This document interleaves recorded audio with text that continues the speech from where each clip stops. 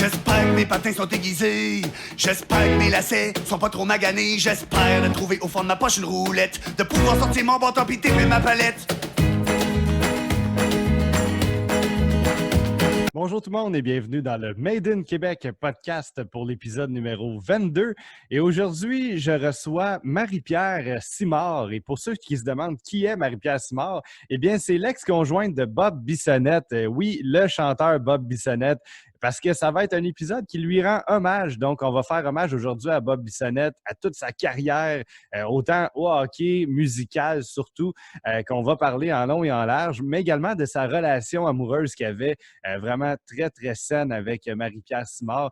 Et puis, en voulant inviter en fait Marie-Pierre, parce que je savais que c'était l'ex-conjointe de Bob Bissonnette, fait que pour moi, c'était la mieux placée pour me parler de lui. Mais en fait, je voulais l'inviter et en faisant des recherches, je suis tombé sur toute sa carrière à elle. J'ai été complètement surpris d'apprendre que c'était une entrepreneur, elle aussi. J'ai trouvé beaucoup de Bob en elle. Sincèrement, je ne m'attendais pas à ça et j'ai compris pourquoi que les deux étaient si amoureux et bien ensemble. Ils se ressemblaient énormément, en fait. Deux entrepreneurs. Marie-Pierre était également très énergique, déterminée, visionnaire. Les deux parlaient également beaucoup de leur vision de la vie, vision des affaires, des business qui s'inventaient soudainement dans leur tête. Et puis, c'est vraiment ça qu'on a parlé dans le podcast.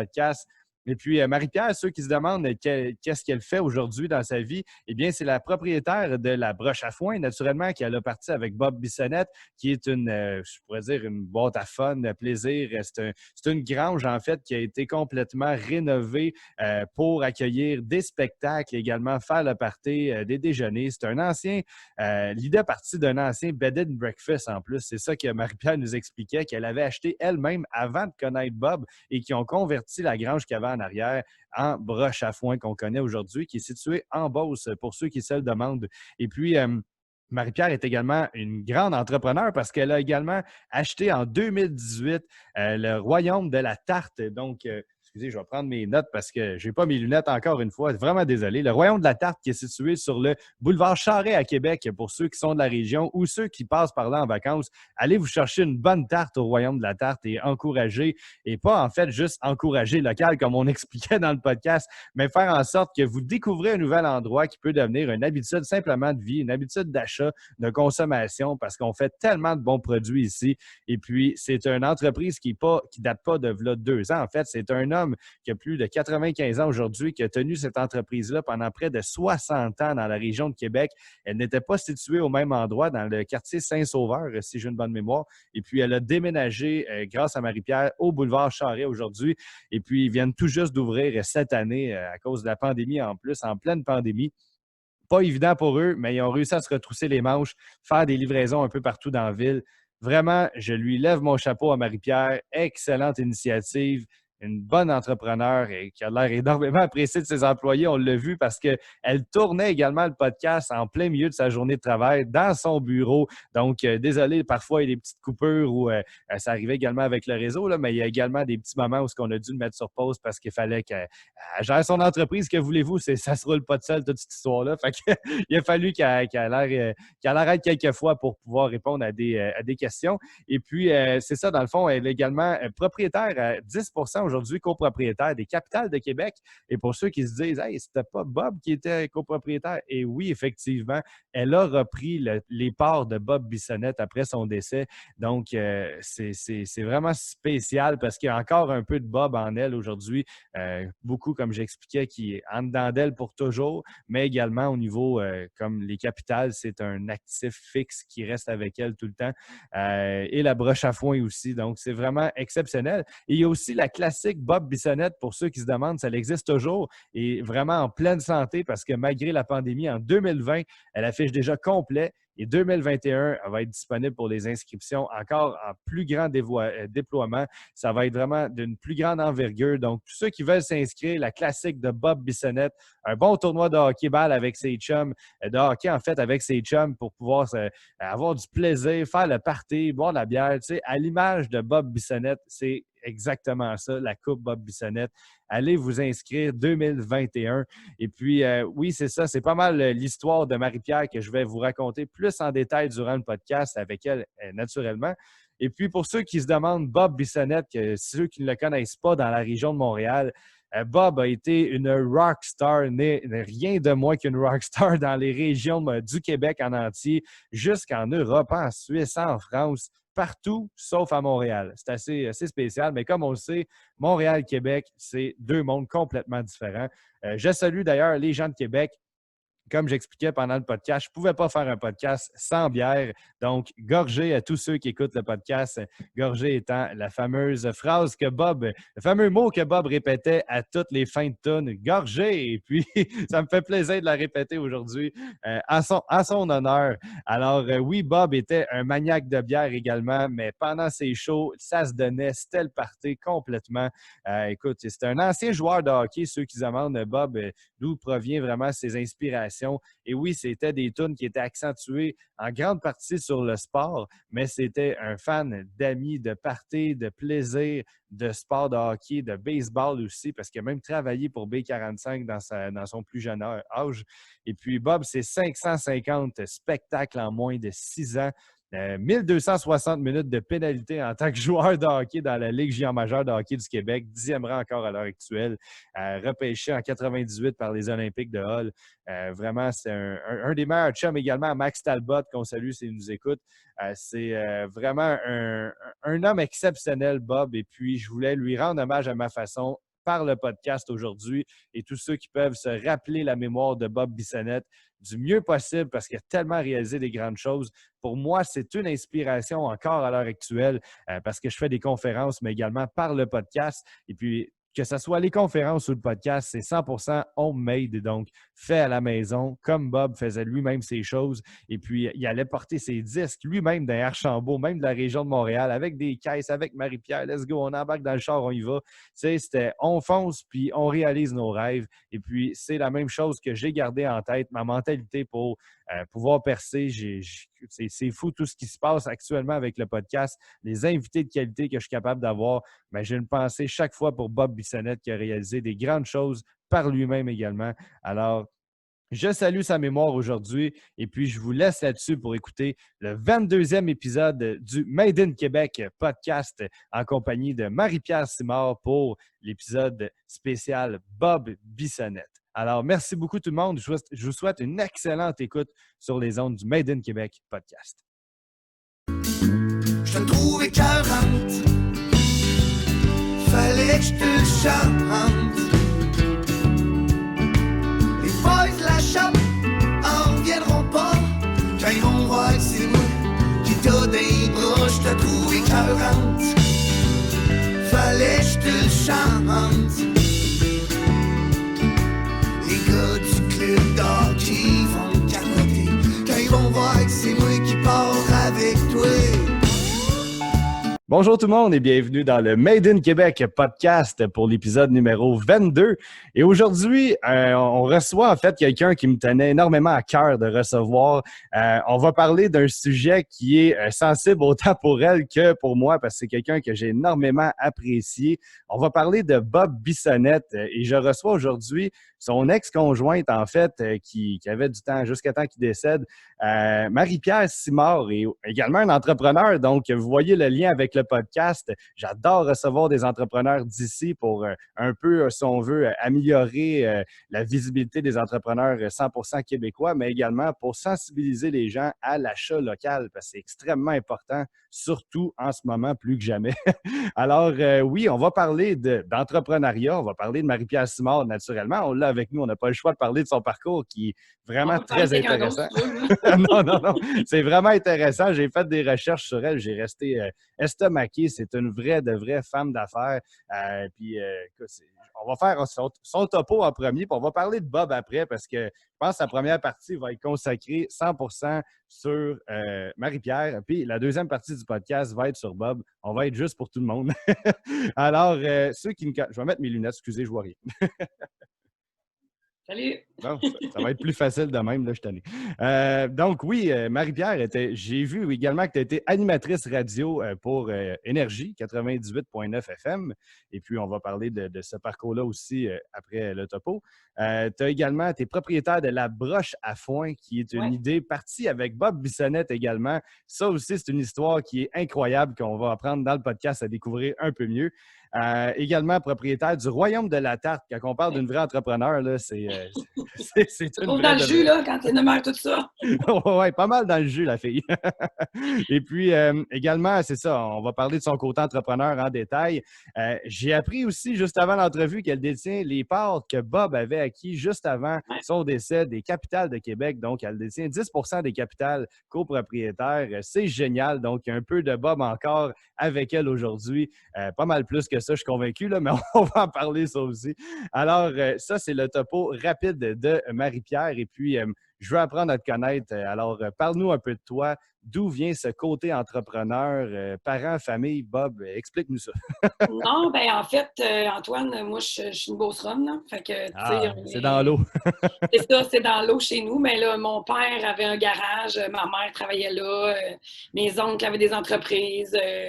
Ça a toujours été un peu, ça allait de soi, là, que je me suis jamais dit que je voulais être entrepreneur, mais toute la vie m'a amené là. Là, dans le fond, on dirait que quand tu es entrepreneur, tu choisis quelque chose. Il faut que tu te demandes dans la vie pourquoi tu fais ce que tu fais, pourquoi toi tu fais ce que tu fais. Ben moi, je suis entrepreneur parce que j'ai besoin de liberté, j'ai besoin de créer. Fait que tellement vrai. Je me crée ma propre job. Ouais, c'est génial ça en plus. Le matin, tu te réveilles puis tu travailles pas pour quelqu'un d'autre, tu travailles pour toi. Puis tu sais, en plus, tu as des employés, je pense que tu as une douzaine d'employés que j'ai vus. Oui, à La Broche à Foin, une douzaine d'employés, puis au Royaume, on est autour de 20. OK. En plus, tu contribues à l'économie locale.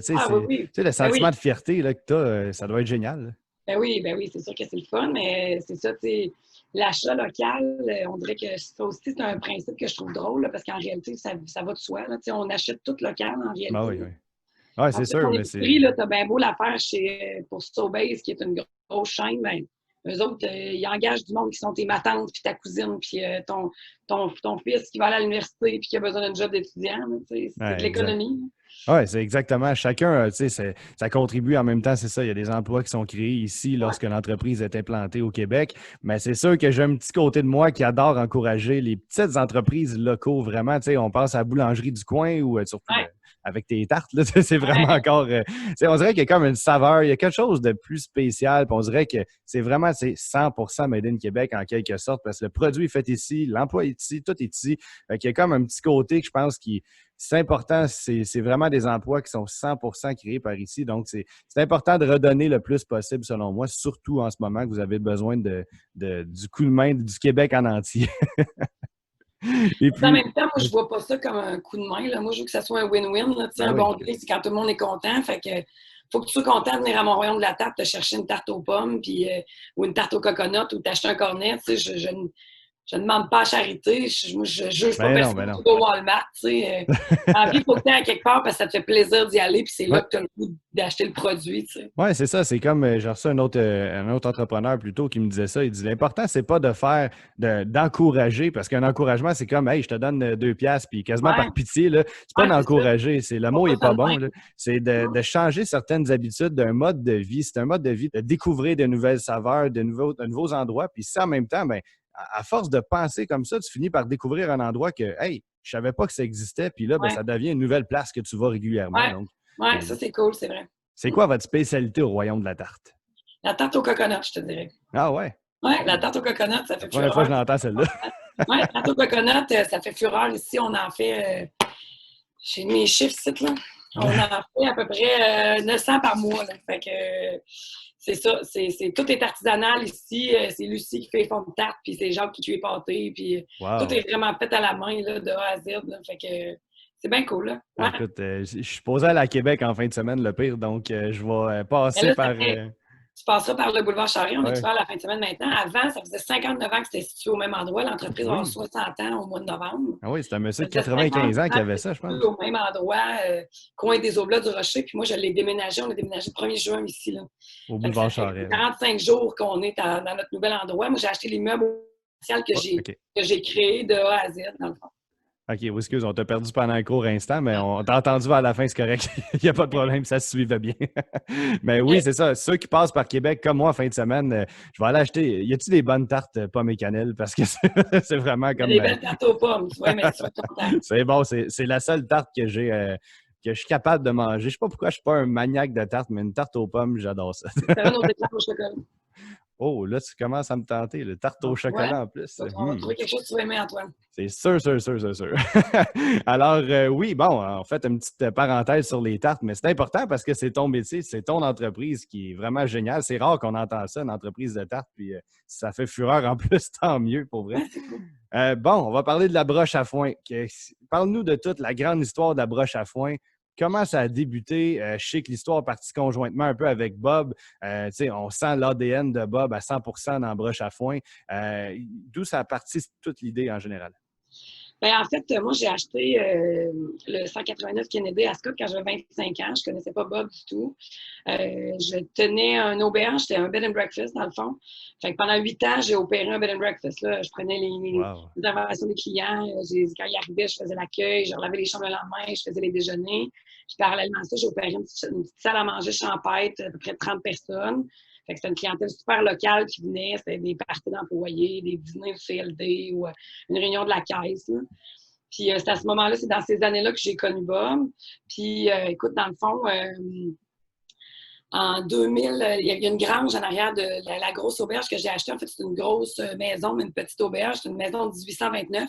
Oui. Puis derrière, il y a un bâtiment de ferme, une grange qui a 30 par 40 ou 40 par 40. Puis j'ai fêté mes 30 ans là-dedans. Puis le party a pogné pas à peu près. C'était vraiment le fun. Puis là, je me disais, il faut vraiment que je fasse quelque chose avec ça. Tu sais. C'est spécial, le concept. Moi, j'étais une grande fan du bootlegger, puis je le suis encore. Puis j'aime vraiment l'ambiance qu'il y a là-bas, dans Charlevoix. Fait que je voulais pas copier pantoute, là. C'était pas mon idée. Puis c'est pas ça non plus. C'était comme mon inspiration. Tu sais, je trouvais que c'était cool, cette place-là, de party. Moi, j'étais une fille de party. J'ai toujours aimé ça. J'ai reparti à un festival quand j'étais plus jeune. Puis, fait que, tu sais, je trouvais ça trippant, là, cette idée-là de mettre de quoi dans la grange. Mais un coup que tu sais que tu vas faire ça, tu sais pas qu'est-ce que tu vas mettre dedans, tu sais.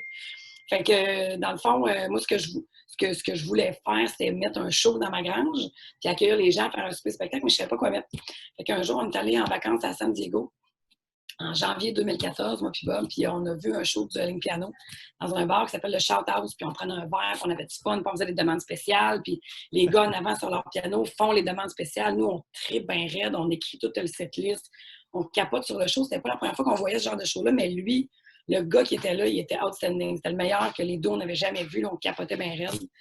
Fait que là, dans le fond, après le show, on est allé le voir pour lui demander hey, si on rachète des billets d'avion, viendrait-tu à Québec? Viendrait-tu au Canada? Il n'était pas gêné vraiment, Bob, il faut dire. Il va dire non. Là, fait que non, il a dit oui. Fait qu'on a acheté des billets d'avion. Puis, dans le fond, c'était beaucoup. Bob, au début, lui, il gérait beaucoup l'aspect spectacle. Fait que moi, je gérais tout. Les billets, les paiements, faire à souper, organiser ça. Tu sais, moi, ma grange, il n'y avait rien dedans. Il fallait que j'achète des tables, des chaises. Fait que moi, je gérais vraiment tout le setup. Puis lui, dans le fond, il gérait la partie de Adam. C'est lui qui est allé chercher à l'aéroport en premier. Puis on peut parler du show, mais le show était déjà monté parce qu'il existait. T'sais.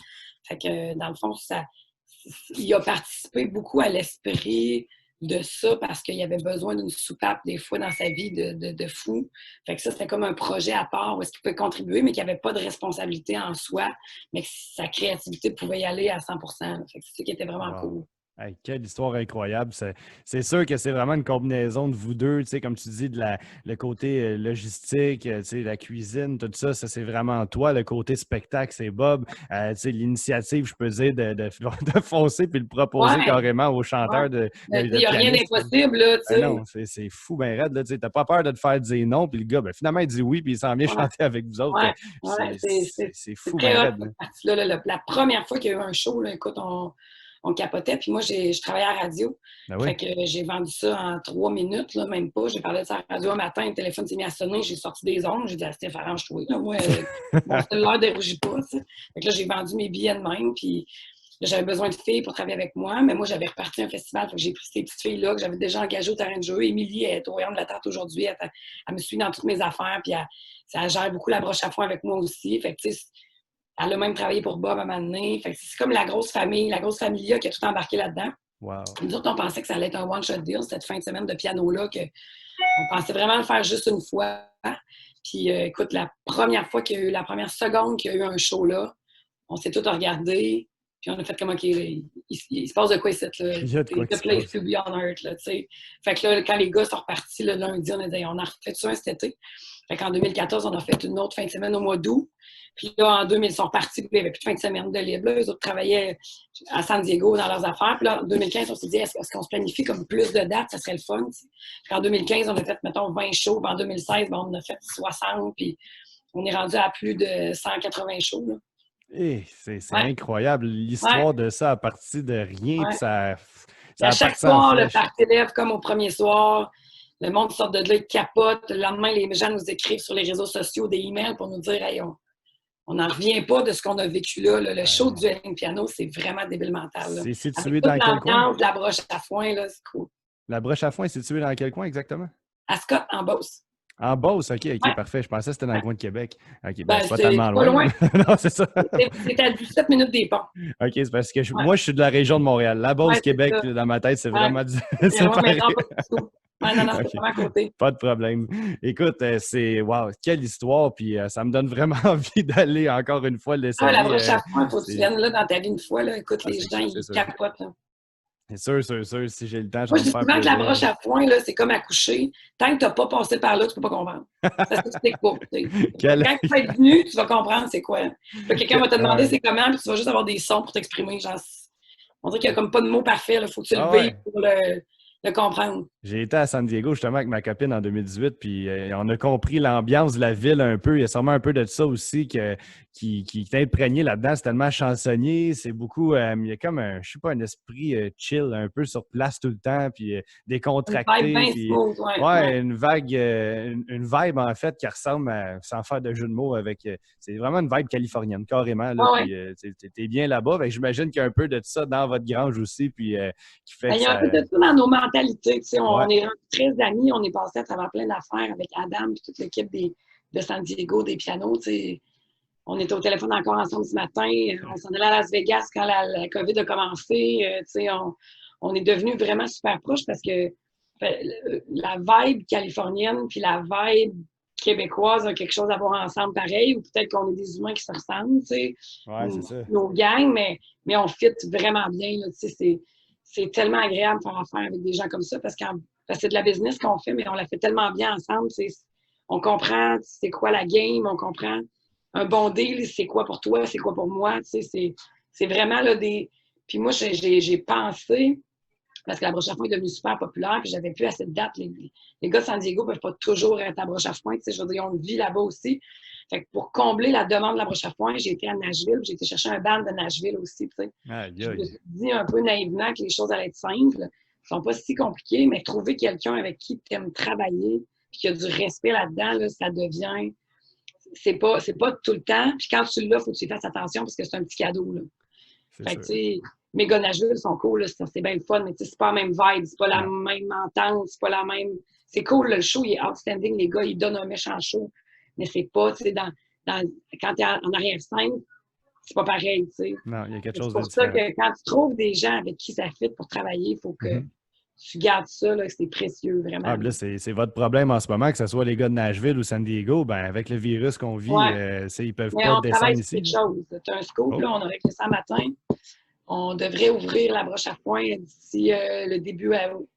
Oh, OK. Fait que là, ça va pouvoir... On travaille sur un show qui va être vraiment du divertissement, virtuel, qui va être live à la broche à foin, mais que le show va être sur écran géant en temps réel avec les gars là-bas, avec un film unique, avec de l'équipement qu'il faut pour bien rendre le spectacle pendant plusieurs heures. Là. Incroyable. Ça doit être spécial. Mais il faut se virer de bord parce que, tu sais, ton podcast, il porte sur l'entrepreneuriat aussi, tu sais. Oui. Je peux pas être assis là, me tourner les pouces puis attendre que ça recommence. Tu sais, c'était le faire avec les règles, mais tu sais, comme on a décidé aussi cette semaine qu'on refaisait la classique officielle Bobby Sonnette. Tu sais, ça, c'est une grosse affaire, ça. Puis on a décidé cette semaine qu'on la refaisait. Notre vidéo promo va sortir demain. On a tourné ça hier. Fait que ça aussi, on la refait malgré les règles. On veut être capable de bouger malgré toutes les règles. Fait qu'on le fait différemment. Mais nous, on continue parce que la fondation de Bob est encore vivante, puis les sous qui sont dedans proviennent de plein de places, mais la vache à lisse, c'est la classique qu'on organise chaque année, moi, Steve, pour mettre l'argent là-dedans. Incroyable. pour être Puis capable de répondre à toutes les demandes de la Fondation. c'est le fun que tu penses à garder aussi la mémoire de Bob présent par Ah, ça, parce que c'est quelque chose qui tenait à cœur, puis en même temps, que ce soit la broche à foin ou que ce soit la classique de Bob Bissonnette, tu sais, il y a de quoi d'unique là-dedans qui fait que la mémoire de Bob va rester présente le plus longtemps possible, en même temps de contribuer à des bonnes fondations, ouais. organismes communautaires ou quoi que ce soit. Tu sais, c'est tellement génial. Mais moi, la question qui me vient en tête le plus en ce moment, c'est comment tu fais pour réaliser tout ça, étant en plus une maman d'un jeune enfant, comment tu fais pour pouvoir s'embrûler la chandelle par les deux bouts? Écoute, c'est incroyable. Là. Ben là, tu vois juste du blanc en arrière de moi. Si je te montrais mon bureau, tu comprendrais. Je te montrais pas. Mais je suis super bien Ah non? entourée. J'ai des équipes extraordinaires partout où je vais. Je veux absolument avoir des équipes extraordinaires, sinon je ne peux pas tout faire ça tout seul. Ben oui. Moi, je n'aime pas la perfection dans la vie. Je trouve ça un peu ennuyant. Ce qui fait que j'ai une bonne résistance au stress jusqu'à ce que les choses soient imparfaites. Tu sais. Pour régler les choses pour qu'elles deviennent parfaites dans les business puis dans le roulement. Puis on travaille tout le temps là-dessus. Là. C'est ça que je faisais quand j'ai réalisé qu'il était 2h03 puis je suis en retard avec toi. Ah, Mais il y a pas de stress. mais tu sais, c'est ça. Là. Fait qu'il faut avoir une bonne résistance au stress, honnêtement. Mais il faut aussi être bien entouré. Il faut que tu travailles avec des gens qui soient compétents puis qui comprennent où tu vas. Puis que tu leur parles beaucoup parce qu'ils ne peuvent pas le lire dans ta tête. Il y a un temps que ça fait tellement longtemps que tu travailles avec le même monde, qu'ils te comprennent, tu as besoin de te parler, mais quand tu ajoutes des nouveaux employés parce que ta production augmente, parce que la popularité de ton entreprise va mieux, va bien, bien, faut que tu parles, faut que tu formes, faut que les messages se rendent bien. Là. Mais Exactement. Il y a pas de magique. Là. C'est ça, de bien savoir déléguer, puis en même temps, je me demande comment tu as réussi à t'adapter en plein COVID. C'est pas évident. Toi, ton entreprise était récente aussi. Tu as acheté le Royaume de la Tarte, en fait, en 2018. Donc là, tu te ramasses avec une jeune entreprise. En plus, la broche à foin qui est de l'événementiel, puis je le vis parce que je suis photographe événementiel aussi. Fait que j'ai tout perdu mes contrats. Fait que toi aussi, tu as perdu tes contrats également.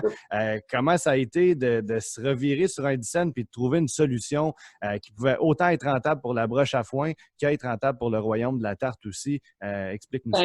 La broche à foin n'est pas rentable. Là, la broche à foin est bien fermée depuis le 13 mars. Depuis le 1er mars, en fait.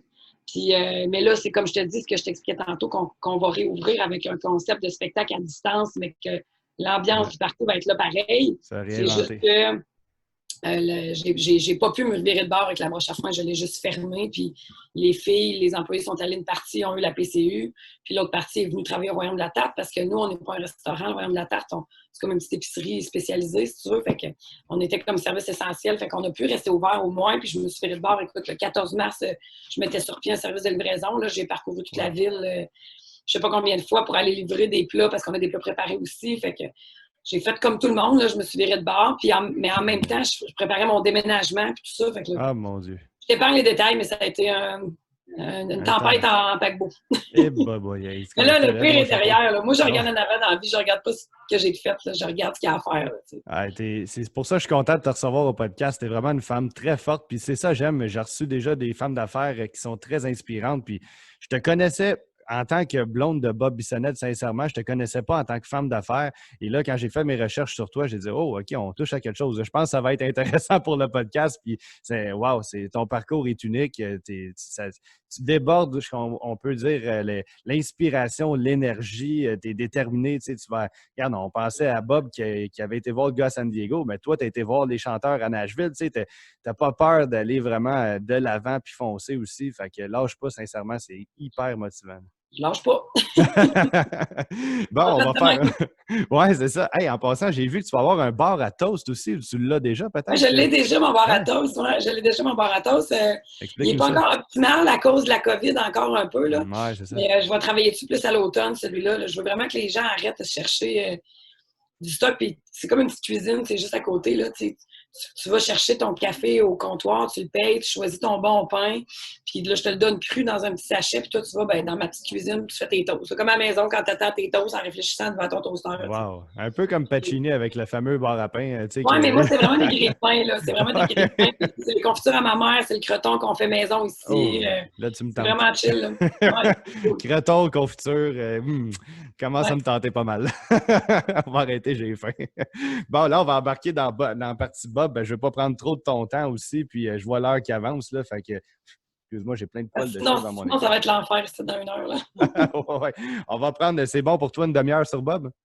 Oui, oui, oui, bien sûr. Ouais, OK, là, il est 14h30. Là, fait qu'on se dit, mettons, 15h, c'est fini, on n'en parle plus. C'est bon pour toi? OK, parfait. Yes, sir. Écoute, il me manquait une bière. Je peux pas croire que j'ai pas de bière pendant que je C'est parle de vraiment Bob. Là, ça n'a pas d'allure. Attends-moi une seconde. On peut pas parler de Bob Bissonnette sans prendre une bonne bière. Fait que y a pas de problème. Bon, parle-nous de tous tes débuts avec Bob. Comment tu l'as rencontré? Comment ça s'est passé, tout ça? On veut tout savoir. Ouais, là, écoute, j'ai commencé à travailler pour lui. En fait, il organisait un Oktoberfest. Il organisait un Oktoberfest qui avait appelé à son nom, évidemment. Puis il était venu jouer à mon festival, que je l'avais engagé, dans le fond, pour venir jouer à mon festival. OK. Puis c'est le moment que je l'ai rencontré. Mais lui, dans le fond, il cherchait comme quelqu'un qui gère son festival à lui, qui voulait partir. Fait qu'il m'a demandé, après le lendemain, après le show, quand il est revenu, il a dit, tu sais, qu'est-ce que tu fais dans la vie? J'ai dit, ben, j'ai une auberge, je m'occupe du festival. Il dit, ben, moi, j'aurais besoin de quelqu'un qui gérerait mon festival. Fait que j'ai fait ce mandat-là pour lui. Puis après ça, j'ai fait d'autres mandats pour lui. Puis c'est comme ça que ça a commencé, qu'on s'est connus, dans le fond, là. Wow. Puis, y a-tu un petit coup de cœur? Tu sais, on passe une relation qui débute souvent, c'est le coup de foudre au départ. Est-ce que ça a été ça de ton côté ou c'est vraiment. Ben, je m'entendais super bien avec lui. Là. Lui aussi, c'est un entrepreneur. Puis c'est quelqu'un qui avait énormément d'idées. Fait que moi, j'adore les idées. Beaucoup Je de points trouve ça communs. super motivant. Fait qu'on pouvait échanger des heures sur des idées qui n'auront finalement jamais lieu. Là, c'est juste échanger sur un concept. Et il disait souvent que j'ai l'idée du siècle, mettons. Là. Quand on pouvait vider le sujet. Mais, Il était visionnaire. on s'entendait juste super bien. C'était tellement des conversations stimulantes. C'était surtout, c'est ça qui a fait qu'on était un peu sur la même longueur d'onde. Wow, fait que c'est vraiment ça. Vous avez beaucoup de passion, beaucoup de points en commun. Fait que les deux, c'était pas compliqué de vous entendre bien là-dessus aussi. Puis Ouais. ça a été comme ça que le coup de foudre a débuté, tout ça. Fait que vous avez été à peu près 4 ans, comme tu me disais, là, dans votre relation ensemble. OK, parfait. Et puis, ouais, je vais faire un topo sur Bob, excusez, parce que Ah oui, moi, je le fais au début du podcast, mais c'est rare qu'on fait un podcast en coupant en deux. Là. C'est pas évident. Fait que je vais remettre mes lunettes. Hey, j'ai eu sorte d'avoir des verres de contact. Bon. Donc oui, Bob Bissonnette, ceux qui ne le savent pas, est né au Venezuela. Fait que c'est un Vénézuélien d'origine. C'est un peu bizarre d'imaginer ça, mais Roberto Bissonnette, de son vrai nom, à Caracas en 1981, est né. C'est en fait son père, je pense que si j'ai une bonne mémoire, que dans le documentaire, il en parlait un peu. Là, son père travaillait au niveau gouvernemental, je pense, dans ce coin-là. Mon père a été faire un mandat là-bas de 3 ans. OK, c'est ça. Fait que c'est pour ça que ça a donné en même temps qu'il est né là-bas, Bob, mais Ouais. c'est deux parents québécois malgré tout. Donc, oui, Bob a été repêché en 1998, en 92e au total, en 7e ronde par les Olympiques de Hull, qui étaient auparavant Hull et non Gatineau. Il est devenu capitaine également vers la fin de son passage avec les Olympiques, avec également Claude Julien, qui était son entraîneur-chef, également Aleš Hemsky, Max Talbot, des coéquipiers, Bruno Gervais également, qui a côtoyé avec... dans l'échange aussi avec le Titan Acadie Batters, parce que oui, il a été échangé en 2001-2002 à la fin de son stage junior, ce qui a été un bout assez rough aussi pour Bob, parce qu'il était très, très attaché à ses Olympiques de Hull et à ses coéquipiers. Oui, ça l'a vraiment marqué, il en parlait souvent, puis j'imagine encore plus à toi. Et puis, Bob détient encore un des records un peu, dans son cas, c'était enviable, mais 1260 minutes de pénalité, encore 10e rang dans toute l'histoire de la LHJMQ. Vraiment, je pense pas que ça va être battu, surtout que moins en moins de goons dans la ligue. Il va pouvoir rester top 10 longtemps. Et puis, 2003, il était avec les Patriotes de l'Université de Trois-Rivières. Il y a également eu un try-out avec les Sénateurs d'Ottawa. Bref, sa carrière vraiment a été, je pourrais dire, un peu écourtée au niveau hockey par la suite. Et c'est là que la belle histoire de la chanson arrive dans sa vie. Bob, qui était déjà un gratteux de guitare autour d'un feu, adorait la musique depuis longtemps, même jouer du violon plus jeune. Et puis, ouais, ça m'a surpris également quand j'ai appris ça. C'est super bon. Oui, c'est vrai, j'ai vu des vidéos, puis wow, c'est assez spécial. Et puis Bob décide, en grattant de la guitare, on va laisser Marie-Pierre nous l'expliquer en détail, cette histoire-là, là, parce qu'elle la connaît assez bien, mais ça a parti d'une histoire avec Max Talbot, un party de la Coupe Stanley des Penguins de Pittsburgh en 2009, et puis bang, la belle histoire arrive. 2010, l'album recru de l'année, avec plusieurs bonnes chansons, Chris Chelios, Game Over, bref, j'en passe.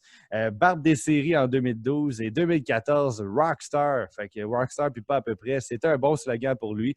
Et puis, c'est 550 spectacles en 6 ans, Bob, qui a fait. Incroyable, c'est unique comme parcours. On a également fait un documentaire sur la vie de Bob pour ceux que ça l'intéresse, que j'ai acheté également. J'ai mon sticker Bob Bissonnette qui est fièrement dans mon bar en tout temps et on ne le voit pas, mais la grande affiche qui est tout le devant de mon bar, dans mon sous-sol.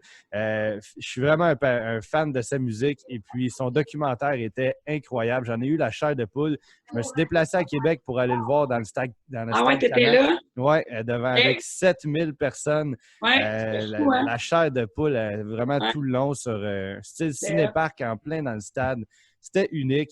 Bref, 5 ans chanteur pour les capitales, Bob Bissonnette. Sur les côtés, si on veut, dans le champ gauche, c'est comme une petite terrasse. Là. Ouais. Puis Bob chantait ça avec Sweet Caroline à la planche, puis Let's Go. C'était vraiment... Les mardis que les capitales jouaient à la maison, il y avait un show. C'est ça, c'est tous les mardis. Et puis, ça a été vraiment un moment unique dans sa carrière. Et puis, en 2016, tout juste avant sa mort, il est devenu copropriétaire pour les capitales de Québec. Il faut mentionner aussi, si j'ai une bonne mémoire, qu'il a déjà été représentant pour B45 dans le baseball, les bâtons de baseball. Et également titulaire d'un bac en marketing. Pour ceux qui se disent « Ah, c'est rien qu'un gars qui chantait des chansons de hockey puis un joueur de hockey. Ben, il était brillant également. Un vrai entrepreneur dans l'âme. Et puis, un maniaque de bière. Fait que j'ai pas le choix de le dire. Gorgé, Bob. Et puis, ceux qui écoutent le podcast, prenez-en donc une en même temps. Alors, parle-nous un peu de tout ça, parce que toi, tu l'as vécu vraiment plus de l'intérieur, si on veut, avec Bob. Comment tu as vécu toute ta relation quand tu l'as connu, si on veut?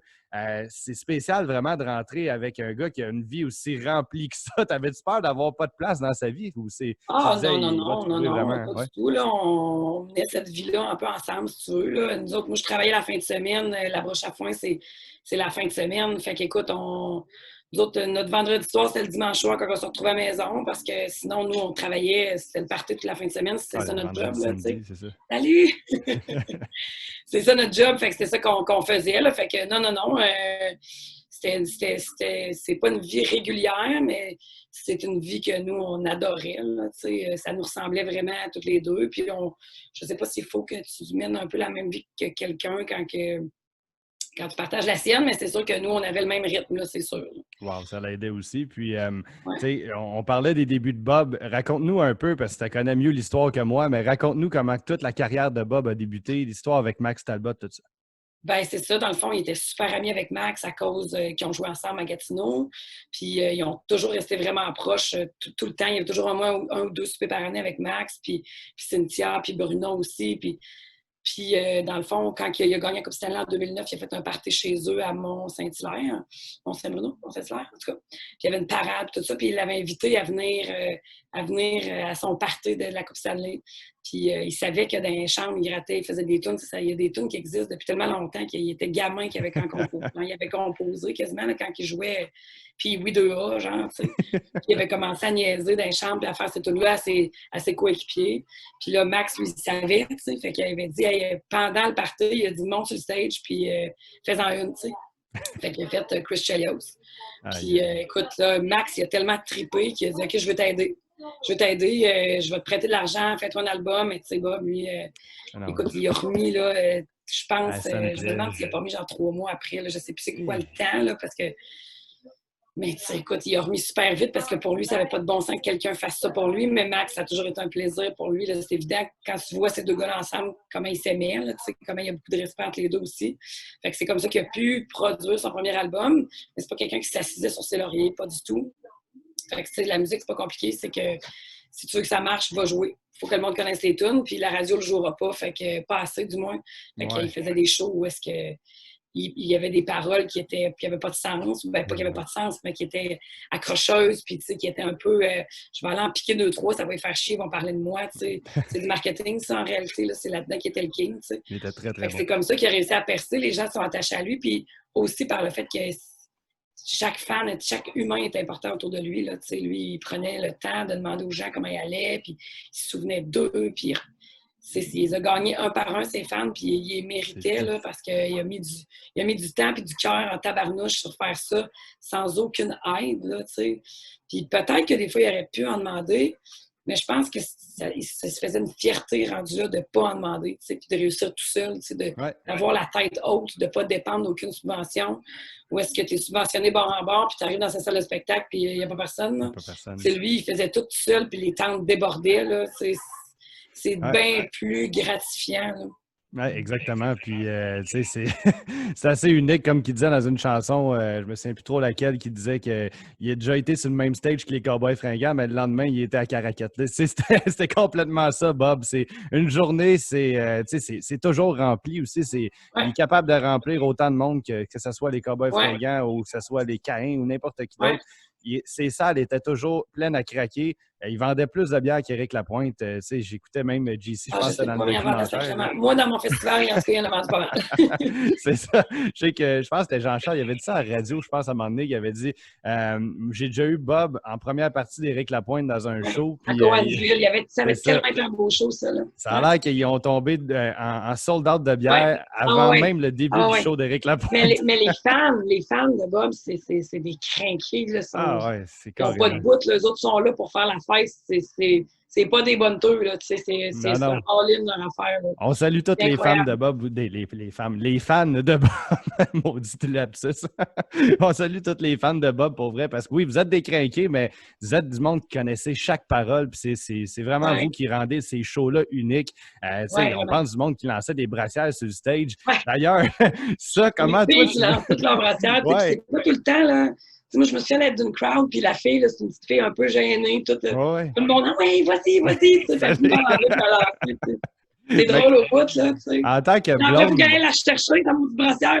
C'est ça le pire. C'est quoi, comment que tu l'as vécu, toi, en tant que blonde? Parce que c'est pas toujours évident. Même beau, tu sais que c'est un personnage de scène quand même, mais ça reste que, tu sais, lancez-moi vos brassières, puis, tu sais, ils sont toutes folles. Puis, tu sais, c'est des tunes humoristiques, mais, tu sais, est-ce que ça t'a déjà un peu titillé ou pas pantoute? Zéro, hein, ça me surprend pas, là, mais je te demande quand même. Faut pas être jalouse pour être la blonde de Bob Bissonnette de toute façon. Ben non, mais c'est un spectacle, là. C'est pas qu'il était pas de même, là, tu sais, je veux dire, il était pas de même. Dans la vraie vie, c'était une autre chose.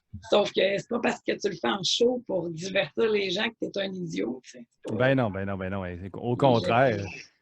Mais est-ce que ça... C'était une relation tellement saine, tellement agréable, tellement facile, tu sais, c'était...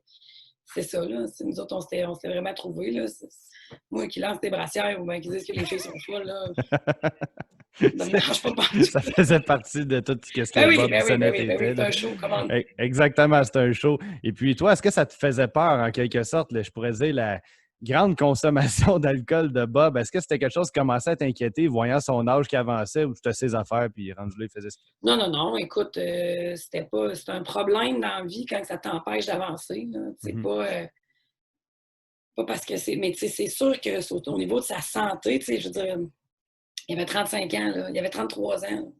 Fait que, tu sais, à 33 ans, tu n'es pas encore rendu à penser à ta santé. À 37, ça commence à te rentrer dedans, tu sais. Mais il commençait à y penser parce que, tu sais, il disait, à 42, je ne peux pas me lancer des shooters ça ne peut pas être tout le temps ça, là, tu sais. Non. Sauf qu'on n'a pas eu le temps de se rendre là. Oui, c'est moi qui l'ai. Okay. Mais tu pourrais l'acheter chez GFS. Excusez-moi. Oui. Une femme est vraiment capable de faire deux choses à la fois. On va pouvoir continuer malgré tout. Donc oui, c'est ça. On sentait quand même une certaine évolution de Bob vers la fin de sa carrière. C'est de valeur qu'on n'a pas eu le temps de voir un nouvel album. Mais mon feeling, ça s'en allait sur quelque chose. Ouais, il était prêt? Oui. Ah mon Dieu, c'est de valeur. Ouais. Mais y avait-tu le temps d'enregistrer quelques tonnes ou pas pantoute? Non, pas encore. Il était prêt dans le sens où ses paroles étaient complétées, ses mélodies étaient prêtes. Chaque texte avait sa mélodie. Écoute, moi, il avait joué, quand il faisait un album, là, il pouvait le jouer à tout le monde. Là, moi, mes parents, la toune de la cabane à sucre, ça parlait de lui, comment il aimait la cabane à sucre chez nous. Puis il y avait une toune que ça fait longtemps qu'il avait écrit, qui était une toune sur... qui avait un peu l'air de « Pour some sugar on me ». Il faisait comme référence à ça, mais c'était à propos de des cheerleaders des Marlins, genre, c'était super bonne la toune. Il était tout prêt de ces tunes, mais je les ai pas. Je les ai jamais trouvées. Il avait trippé sur son téléphone dictaphone. J'ai copié son téléphone après l'accident, mais je sais pas. C'est comme si les airs étaient les mélodies. C'est comme s'il avait juste une en tête, finalement. Comme s'il n'y avait pas il était pas rendu à se taper avec sa guitare puis ses paroles en même temps, mais les filles de la broche à foin ont toutes entendu l'album un dimanche matin, on se levait toutes, puis on buvait un café un lendemain de veille, puis il a sorti sa guitare, il nous a fait ses tunes de son quatrième. Il y a personne qui l'avait filmé, malheureusement. Non, Ah non, c'est de valeur. Et ça aurait pu être... écoute, si tu savais comme il y a des choses de valeur dans tout ça. Ah non, c'est ça. On n'embarquera pas dans assez de valeur parce qu'il y en a bien à mais dire. Oui, son album qui s'en venait avait un peu évolué dans le sens où sa vie changeait aussi. Là. Il se plaçait, il était bien. Il avait un peu fait la paix avec je sais pas comment dire ça, avec son style de vie, avec vivre d'une maison, avec, tu sais, on a une piscine hors terre, là, tu sais. Mettre le clave, faire être responsable. Ouais, écoute, c'était plus moi que lui, moi, tu sais. Pas sûr que t'avais pas de clave, t'es où, mais c'est pas grave, c'était pas grave, mais c'est ça, la vie avait changé, puis on était bien, tu sais. Il était vraiment bien.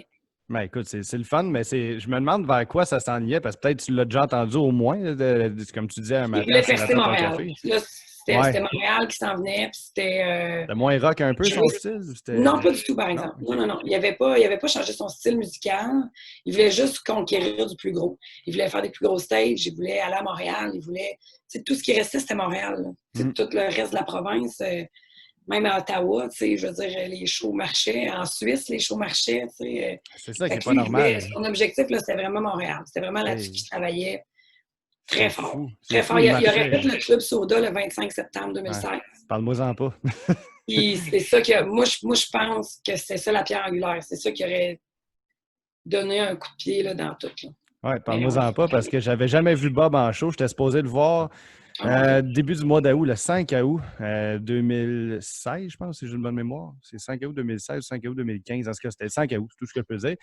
Finalement, il y avait un show d'Éric Lapointe, 2 rues de chez nous. Je dis, écoute, je peux pas manquer ça, c'était gratuit, je vais y aller pareil. Puis, ben là, c'est ça. Là, je vais au pays, je reverrai Bob dans un mois, il va être en show à Montréal. Puis là, il est en show au Métropolis puis au Club Soda, comme 2 jours back-à-back, quelque chose du genre. Fait que moi, j'avais acheté mes billets pour, je pense que c'était au Métropolis que j'avais acheté mes billets pour la fin septembre, justement. Puis, ben là, c'est l'accident est arrivé, puis j'ai jamais pu le voir. Fait que c'est un peu de valeur. J'aurais vraiment aimé ça le voir en show. Puis surtout, je sentais qu'il y avait justement quelque chose. Il voulait vraiment conquérir Montréal, parce que c'est pas normal qu'il soit populaire en Europe, mais pas à Montréal. Tu sais, ben, c'est pas normal. C'est Montréal. C'est Montréal, là. Tu sais, c'est autre chose. Il faut que tu prennes les choses différemment. Tu sais. C'est comme s'il ne pouvait pas s'y prendre de la même façon qu'il s'y est pris partout. Fait qu'il fallait être créatif sur comment s'y prendre. Tu sais, c'est pas que les gens sont mongols, c'est pas ça. Là. C'est que la façon de faire est... Il faut trouver l'angle dans laquelle on va aller les chercher.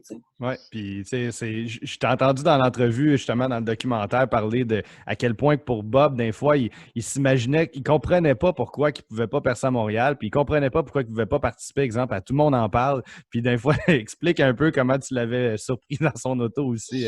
Ben écoute, cette anecdote-là, c'est drôle. Il parlait à Guillaume Lepage régulièrement, là, en entrevue. Là.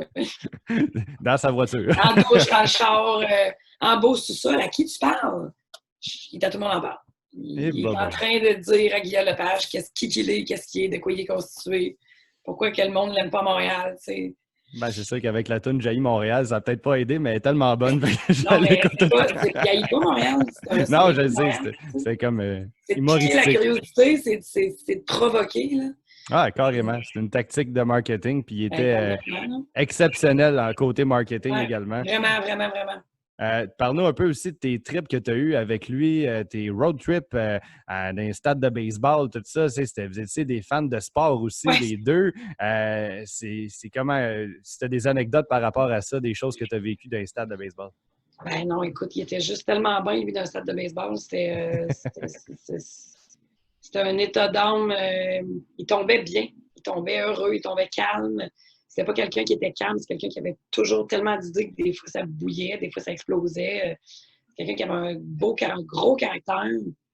Fait que de le voir bien de même, moi, ça me rendait parfaitement heureuse. Puis il aimait que je l'accompagne dans la vie. On était bien de faire des affaires ensemble. Fait que tu sais, je l'ai suivi là-dedans. Moi, tu sais, j'étais déjà allée voir les Yankees, mais tu sais, je veux dire, je tripais pas sur le baseball, là, mais j'aimais les foules, j'aime quand il y a du monde, j'aime voir comment c'est organisé, comment c'est structuré, j'aime voir le monde triper sur quelque chose. Fait que, moi, je le suivais là-dedans, puis je trouvais ça juste beau de voir tout aller ça, là, tu sais. Puis quand tu dis que tu n'étais pas une fan de baseball, tu l'es devenu avec le temps ou c'est quelque chose qui, aujourd'hui, c'est un peu le même niveau, je pourrais dire, d'intérêt? Parce que... Parce qu'Alabrini ne me consulte pas pour ces joueurs-là. Non, c'est ça. Ouais, parce que souvent Michel pour lui demander c'est quoi donc telle affaire? Je m'en fiche au baseball, je le suis partout, mais je suis pas. J'aime l'ambiance, j'aime ça. J'aime vraiment juste l'ambiance de manger un hot dog, boire une bière, regarder ça, jaser, regarder le monde autour. C'est vraiment un état d'esprit qui me rend heureuse aussi. Oui, puis tu sais, c'est spécial parce que j'ai eu 2 podcasts cette semaine de baseball qu'on a enregistré. Un avec José Pelé des Capitales, puis anciennement des Capitales, puis qui a rejoué quand même un peu l'année passée. On ne sait pas, peut-être ça va revenir, là. Mais c'est ça. Puis il me racontait qu'il avait connu Bob très bien avec les Capitales, puis qu'il l'avait également invité à Toronto. Je ne sais pas si tu étais là dans ce voyage-là, là, mais qui avait été juste peut-être 3 semaines avant son décès, qu'il avait été à Toronto.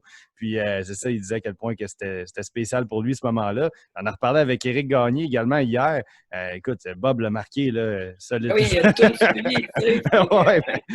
Dans tous les cas, je pense qu'Éric Gagné a été marqué par la toune. Oui, il m'en a parlé. Game Over, ceux qui veulent écouter ça. D'ailleurs, je vais utiliser la toune pour rendre hommage à Bob, mais également pour le podcast d'Éric Gagné. Je vais la mettre en intro pour que les gens puissent écouter ça avec crédit, bien sûr, pour Bob. Et également, c'est ça, on en a parlé d'un party qu'il avait eu sur une île au party des Capitales, je pense, en 2009, qui me racontait là, que Bob avait fait le party solide là-bas, une île privée à Repentigny. Là, puis, en tout cas, il était capable de faire le party solide. Une caisse de 24 n'était pas assez dans un party. Puis en tout cas, pour Bob. Fait que, c'était vraiment spécial. Puis c'est ça, tout le monde que je rencontre dans le domaine du baseball, du sport, ont une anecdote avec Bob Bissonnette. C'est ce qui m'a le plus marqué, je te dirais, à date depuis le début du podcast, parce que pour moi, c'est une inspiration, Bob, pour le podcast et pour des conférences que je donne aussi dans les écoles. Je fais tout moi-même, j'appelle tous les gens moi-même. Puis c'est un peu ça, Bob, il allait vendre ses disques lui-même. Il allait les porter, je pense, si je ne me trompe pas. Il allait porter des caisses de disques dans les disques. Au début, oui. Je me souviens d'être allé à Montréal sur Sainte-Catherine, aller livrer des caisses de CD au Archambault. Au début, il faisait vraiment, vraiment tout seul. Mais là, ça venait plus structuré. Là, oui. Il pensait à une compagnie de distribution pour se déléguer de ça, parce que ça prend du staff pour le gérer aussi. Gérer du staff, c'est une autre source de stress, c'est une autre source de... Fait que, c'est une grosse structure, son affaire, pour toute l'affaire tout seul. Là. Effectivement. C'est ça, tout ça allait beaucoup changer. Là, il avait pris des grosses décisions au mois d'août 2016 pour enligner ses choses plus où il voulait. Il était comme dans, pas un Y, mais dans des prises de décision. Ouais. Wow, puis c'est sûr, ça aurait pu être différent. Puis en même temps, on se rappellera de tous ces bons moments de sa carrière. Puis je pense que c'est ce qui va le plus inspirer tous les artistes indépendants, de croire en eux, de dire, garde, tu peux partir de rien, tu as un projet, tu y crois, regarde où est-ce que c'est arrivé. Il est devenu une véritable rockstar, surtout dans le coin de Québec. Il n'y a personne qui sait, en fait, qui connaît Québec, pas la Mauricie, le Saguenay, le Bas-Saint-Laurent, toutes ces régions-là, les gens savent il est qui, là, vraiment. Bob en région, c'était vraiment une vedette. Puis écoute, c'est Elvis. génial. Oui, Elvis. En terminant, Marie-Pierre, oui, c'est ça. En terminant, Marie-Pierre, as-tu une anecdote qui te vient en tête? Ça peut être cocasse. C'est quelque chose de drôle, funny que tu as eu avec Bob que tu voudrais nous raconter. N'importe quoi, vraiment. Un moment qui t'est à cœur un peu plus. Là. Hey, j'ai pas compris le début de ta question parce que ma connexion Internet est instable. Ça a lagué. Genre, je te disais, en terminant, as-tu un moment loufoque qui te vient en tête, drôle, funny, que tu as vécu avec Bob pour bien finir le podcast, quelque chose qui va te tenir à cœur, que tu vas te rappeler toute ta vie? Ben écoute, quelque chose qui va me tenir à cœur, c'est la fondation. T'sais, moi, tout ça, on perpétue ça pour perpétuer sa mémoire. Fait que si les gens ont le goût d'aller voir qu'est-ce qu'il a fait, puis qu'ils sont réceptifs à tout ça, puis qu'ils ont le goût d'encourager, puis qu'ils ne savent pas par où encourager, ben tu peux faire un don sur le site de la Fondation. Puis nous, on trouve ça super important quand on donne une commandite à quelqu'un, ou quand on habille un jeune, quand on habille une équipe qui manque d'argent, on veut qu'il y ait du Bob partout, on veut qu'il y ait des couleurs de Bob partout, puis on demande à les voir parce que c'est important pour nous. Et toute son image reste encore, tu sais. Exactement. Toutes les valeurs de générosité puis de travail demeurent. Là.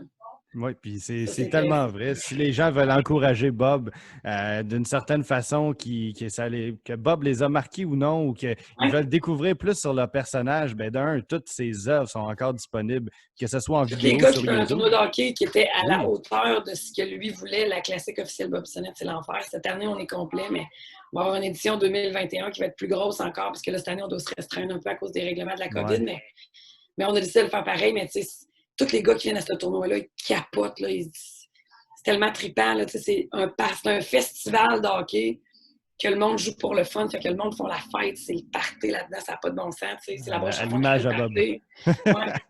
Wow, écoute, ça donne le goût à tous les joueurs de hockey qui nous écoutent.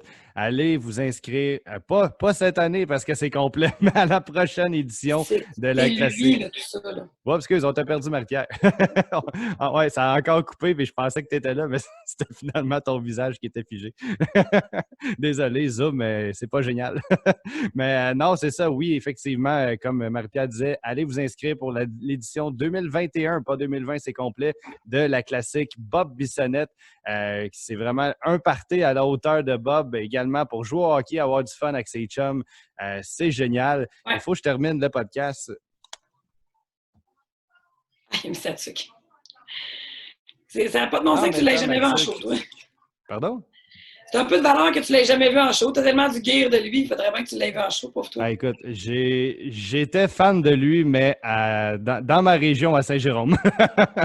Puis écoute, non, je veux vraiment lui rendre hommage. Il en show à Saint-Jérôme en plus. J'habitais pas à Saint-Jérôme jusqu'à là 2 ans, c'est ça qui est de valeur. Mais j'étais à Terrebonne anciennement. Puis oui, c'est ça. Tout ça pour dire que, écoute, ça me fait vraiment plaisir de t'avoir reçu, Marie-Pierre. Je voulais vraiment rendre hommage à Bob Bissonnette à ma façon. Je pensais pas jamais terminer un podcast avec une tuque, surtout pas en plein été à 42 dehors. Mais ça fait vraiment plaisir de pouvoir avoir discuté avec toi de toute la belle carrière de Bob Bissonnette, mais également de t'avoir connu parce que les gens te connaissent un peu moins. Tu es un peu dans l'ombre, en quelque sorte, de Bob Bissonnette, mais tu es tellement une personne... Ouais, mais t'as ta place aussi, là. Puis t'es tellement une personne qui a un parcours incroyable, hyper inspirant, hyper motivant. Et puis, on va t'encourager. Le Royaume de la Tarte, situé sur le boulevard Charest, à Québec. Et également ceux qui veulent encourager la classique Bob Bissonnette. Et également aussi la broche à foin. La broche à foin, c'est les plus beaux parties du monde. Là, faites le party. Là. Le monde, ils ne comprennent pas. Là. Ça n'a pas de bon sens comment c'est le fun, cette place-là. Exact. Puis ceux ça leur tente de finir sur le party en Beauce, allez-y, broche à foin en primeur au Made in Québec podcast va rouvrir au début du mois d'août. Merci pour le scoop en passant. On en prend.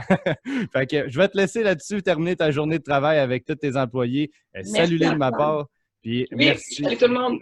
Bye bye. Puis salut, on manger des bonnes tartes. Là. Bye. Oui, salut. Christian, des beaux héros à l'Étoile mondiale, Chicago. Christian, c'est un génie, la personne proche de toi, et même oui, Gretzky.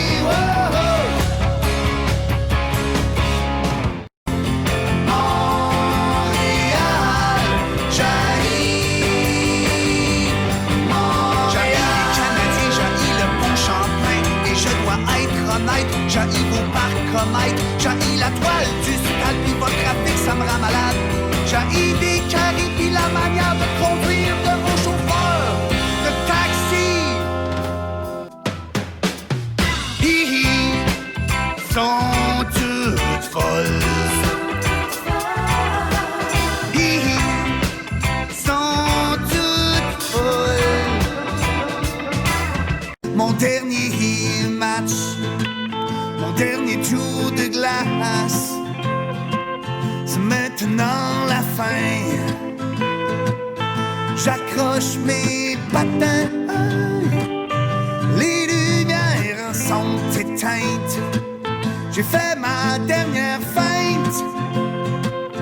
J'aurais pu demain ou après-demain, j'accroche mes patins. Le hockey, c'est toute ma vie. Je pense rien qu'à ça depuis que je suis petit. Mais là, j'ai du nouveau. J'suis un peu énervé. Me suis fait une petite blonde la semaine passée. Je l'ai rencontrée dehors, tout près du centre Henri-Léonard. J'ai enfin trouvé mon homme. Le capitaine du club est devenu mon chum. Le meilleur joueur de l'équipe. Après un match, est venu me chanter la pomme. J'ai tout de suite su que c'était l'homme de ma vie. Après cette fameuse game contre Rimouski, J'ai trouvé ma perle rare. Moi je sors avec le meilleur joueur junior. Le roi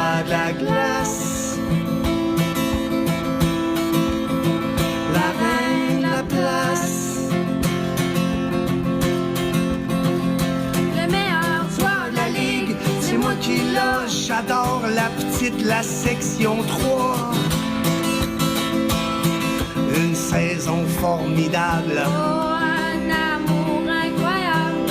On rentre dans les finales. Ramène-moi dans la coupe, Mémorial. Je vais tout faire, mon petit bébé. Moi je le sais que tu vas gagner. Et comme de fait, on est champion. Puis saute au cou en sortant de l'avion. Le roi de la glace. La reine de la place. Je suis de retour de Kelowna. J'ai hâte de te sauter d'un bras. Le roi de la glace. La reine de la place. Le meilleur joueur de la ligue, c'est moi qui l'a. J'adore la petite, la section 3. C'est le moment tant attendu. Mon rêve depuis que je suis petit cul. Me suis fait repêcher par Chicago. Il va devoir partir de Bécomo.